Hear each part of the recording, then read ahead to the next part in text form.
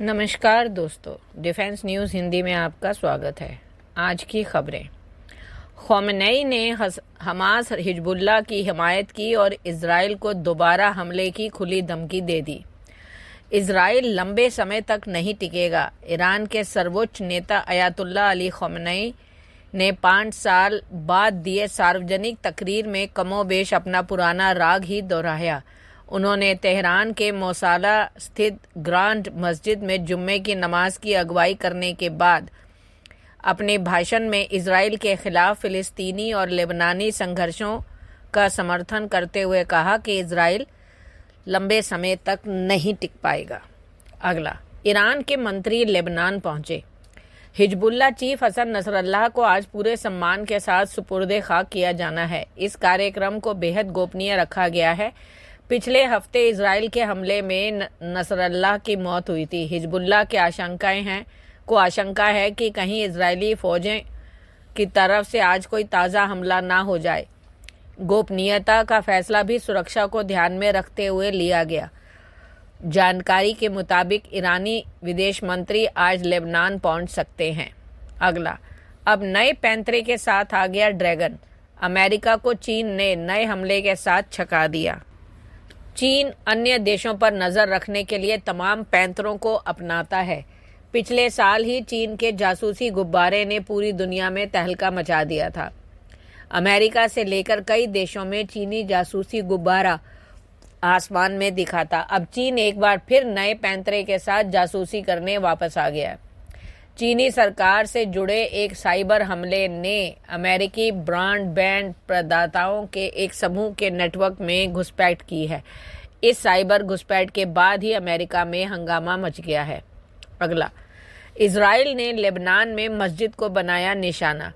Israeli सेना ने दक्षिणी लेबनान में एक अस्पताल के बगल में स्थित मस्जिद पर हमला किया है। इसके बाद देश में नागरिक बुनियादी ढांचे को निशाना बनाने वालों की बढ़ती सूची में इजाफा हो गया है। सलाह घंडौर अस्पताल ने कहा कि उनके 9 चिकित्सक और नर्सिंग कर्मचारी भारी हमलों में घायल हो गए, जिनमें से ज़्यादातर गंभीर रूप से घायल हो गए क्योंकि उसे खाली कराने के लिए इजरायली चेतावनी मिली थी। इजरायली सेना ने दावा किया कि जब मस्जिद को निशाना बनाया गया तब हिजबुल्लाह के लड़ाके मंदिर के अंदर मौजूद थे, लेकिन कोई सबूत नहीं दिया गया है। लेबनान की सरकारी राष्ट्रीय समाचार एजेंसी ने बताया कि दक्षिणी शहर बिंट जेबिल में अस्पताल के परिसर पर इजरायली गोलाबारी की गई। अगला, यमन के हूतियों को अमेरिका ने सिखाया सबक। 12 से अधिक ठिकानों पर किया भीषण हवाई हमला।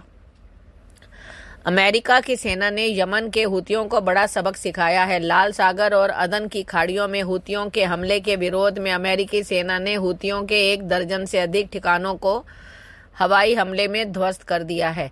अमेरिकी सेना ने कहा है कि उसने हूती विद्रोहियों के 1 दर्जन से अधिक ठिकानों पर शुक्रवार को यह लक्षित हमला किया। इस दौरान हूती के हथियार प्रणालियों, अड्डों और अन्य उपकरणों को निशाना बनाया गया और अमेरिकी अधिकारियों ने इस हमले की पुष्टि की है। अगला, इजराइल को ईरान पर किस तरह से हमला करना चाहिए। अमेरिकी राष्ट्रपति जो बाइडेन ने दिया सुझाव। इजराइल पर ईरानी सेना ने पिछले दिनों 180 से ज़्यादा मिसाइलों से हमला किया। अब इजराइल भी जवाबी हमले की तैयारी कर रहा है। इस हमले का जवाब इजराइल किस तरह से दे, इस संबंध में अमेरिकी राष्ट्रपति जो बाइडेन ने बड़ा बयान दिया है।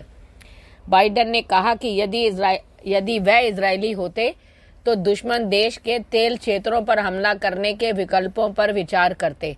बाइडेन ने कहा कि इजरायली अधिकारी अभी भी इस बात पर विचार कर रहे हैं कि वे किसी भी हमले को कैसे आगे बढ़ाएंगे।